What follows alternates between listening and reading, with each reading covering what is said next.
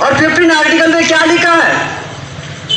किसी भी आदमी का लिंग के आधार पर, जन्म के आधार पर, वंश के आधार पर, धर्म के आधार पर डिस्क्रिमिनेशन नहीं किया जाएगा। सही बात है। यानी पहली बार इस कानून का उल्लंघन किया। हम लोग बोलते हैं भारत में डेमोक्रेसी है, भारत में कॉन्स्टिट्यूशन है, लेकिन कॉन्स्टिट्यूशन बदल चुका है, बदल दिया गया है।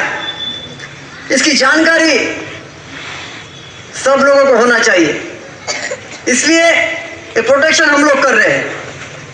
साथियों, ये केवल मात्र मुस्लिमों का मामला नहीं है। असम में एनआरसी लिस्ट से बाहर जो लोग हुए वो 14,48,000 है।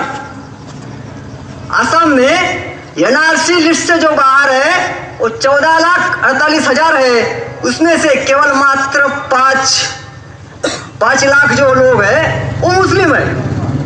फिर बाकी लोग कौन है?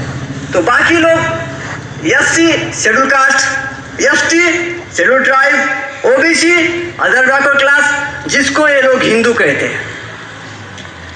सोचो, अगर जिसने ये कानून लाया वो भी हिंदू है और जिसके ऊपर कानून थोपा वो भी हिंदू है, आप लोग सबको हिंदू मानते हैं।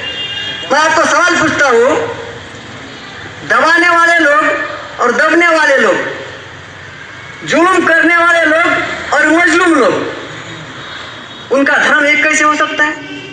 आप जुल्म करने वाले को भी हिंदू कहते हो और एससी एसटी ओबीसी को भी हिंदू कहते हो। जुल्म करने वाले का और जुल्म सहने वाले का धर्म एक नहीं हो सकता।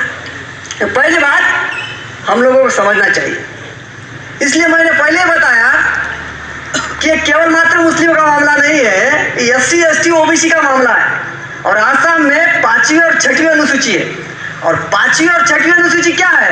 तो अभी भारत में कॉन्स्टिट्यूशन में एक ही बात बची है, वो शेड्यूल ट्राइब का रिजर्वेशन। हम लोगों का जो कानून है, एससी का, ओबीसी का, और जो माइनॉरिटी लोग हैं उनका कानून वैधानिक है और शेड्यूल ट्राइब का कानून जो है संवैधानिक है। संवैधानिक का मतलब होता है, एक होता है राइट यानी अधिकार, एक होता है सेपरेट राइट विशेष अधिकार।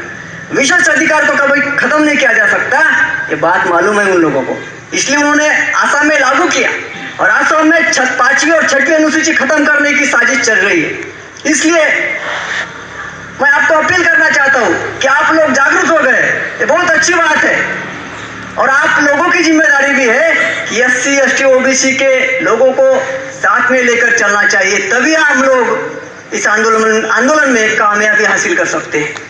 साथियों, आने वाले समय में एक बात मैं कहना चाहता हूं, जंग उन्होंने छेड़ी है। भारत में डेमोक्रेसी नहीं है, मैं सिद्ध कर सकता हूं डेमोक्रेसी नहीं है, क्योंकि जो 15 आर्टिकल उसको खत्म किया गया। और 15 आर्टिकल केवल मात्र संविधान का आर्टिकल नहीं है, ये दुनिया का कानून है, क्योंकि भारत ने यूनाइटेड नेशन ऑर्गेनाइजेशन में साइन किया है। यूनाइटेड नेशन ऑर्गेनाइजेशन दुनिया का कानून है।